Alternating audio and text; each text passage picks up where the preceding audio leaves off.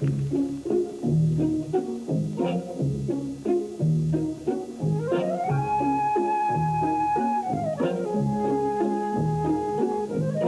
creating a world that can only exist on that stage at that time and that moment for that audience.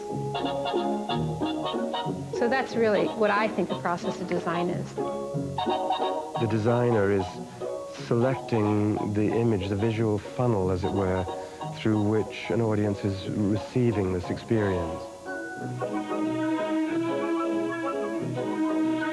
When you do a Broadway show, the theater comes with a curtain and some seats.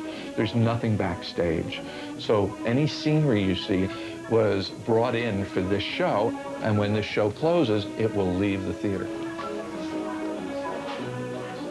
This theater, which is a great theater to be an audience in, has no wing space at all. Everything that we use throughout the show has to be jammed into these little corners, sort of like a jigsaw puzzle that is shifted about in the course of the show. One lucky break is that one of the most complex changes happens during the intermission.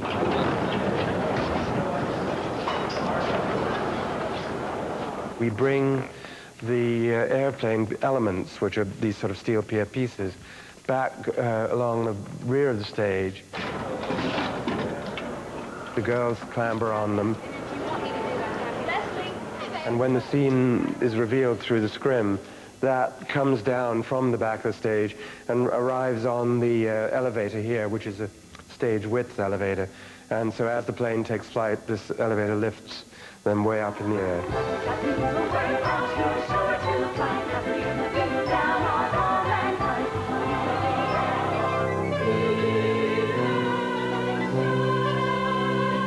I work cinematically in the theater. And what that means is I play with long shots and close-ups by using miniatures, by using scale play. So you will have this whole panorama of village life, and as the village turns around, you are now into the interior of that house. 3, 4, 3, I don't see the point in staying with what we would call a realistic scale. 1. Scale helps you to feel certain things more potently.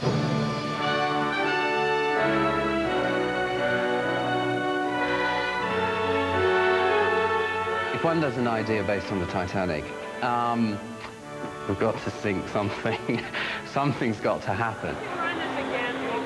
These lifts are effectively lifting 10 tons up into the air. We're using a lot of mechanics to achieve an effect which I think will be quite successful. We're hopefully producing a very powerful sequence of images to dramatically represent this ship going down. And I hope to combine that with the powers of imagination from the members of the audience.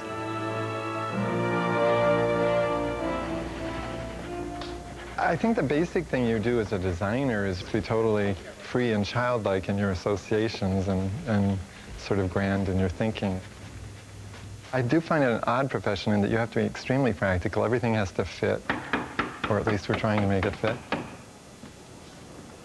Even though this is a huge set, everything is scaled to humans. The human being is where you start.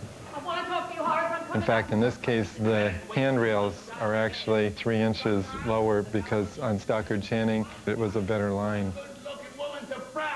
It's funny, I go back through all the pieces of paper and I see the whole trail that we went on. It's like a murder mystery or a crossword puzzle where you're filling in the clues and you think you aren't making progress, but eventually you see, oh, it all added up. Stay where we are. Okay. Ben, you're going to have to delay 51 through 54 by 4 counts. Set designer does a model. The costume designer does sketches. What do I do? Ready for us, Ken? Yeah. The only time you can appreciate my art as a theatrical lighting designer in the theater is when you're sitting there enjoying the show. Chicago is very stark, very in your face. The scenery is meticulously designed in its simplicity, but then I had to help create the mood, because the lighting designer is the person who, I always say, finishes off the production. The lighting designer is responsible for the way an audience sees and experiences the show.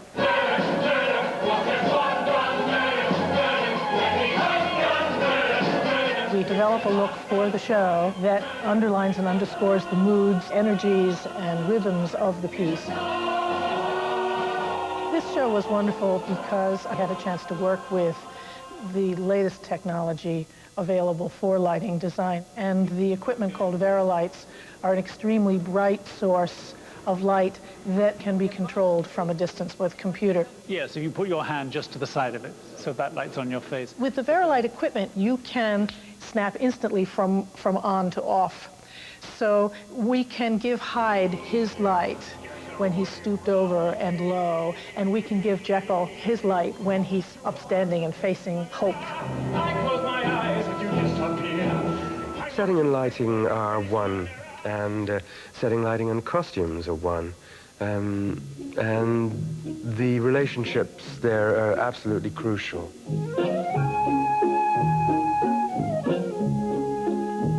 Again and again, over and over in my career, I have wanted to literally kneel down and kiss the feet of many of the costumers I've worked with, because I think their creations and their vision has added immeasurably to whatever I have come up with. What's the use? What's the use? Go, you swindle and chisel, your plots always fizzle. This show is really eclectic in the way it's approached, because you've got this journey to all these cultures and countries, and it has to be magical, and yet at the same time that each world is different, it also has to be yanked together in one stylistic presence. I went back to 19th century circus research, and the circus gave me the ability to create a unification.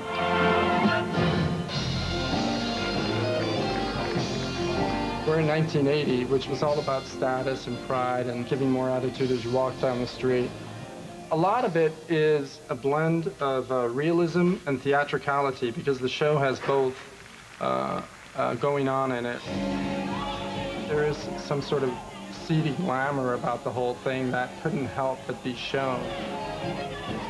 The shoes are wild, and I mean, you know, the sneaker was just not a thing. You know what I mean? It was just not a thing. But the shoes are cool. This is a personal thing on every woman, the line of their trunk. When you work with a person, it's a one-on-one thing, trying to find out where their center is. And I don't mean and all that sort of stuff. I mean, where's their center of comfort, their comfort with their own sexuality. We talked about her pants, and we talked about this, your shawl. You know, you want that tease of vulgarity without being really vulgar. I can't do it alone. Phoebe Newworth, her outfit is unbelievable. She's in this little slip. Well, I don't think a term slip has ever been so aptly assigned to a garment. So that's just sort of the magic marriage of body, fabric, fabulous muscle tone, and just where to say stop.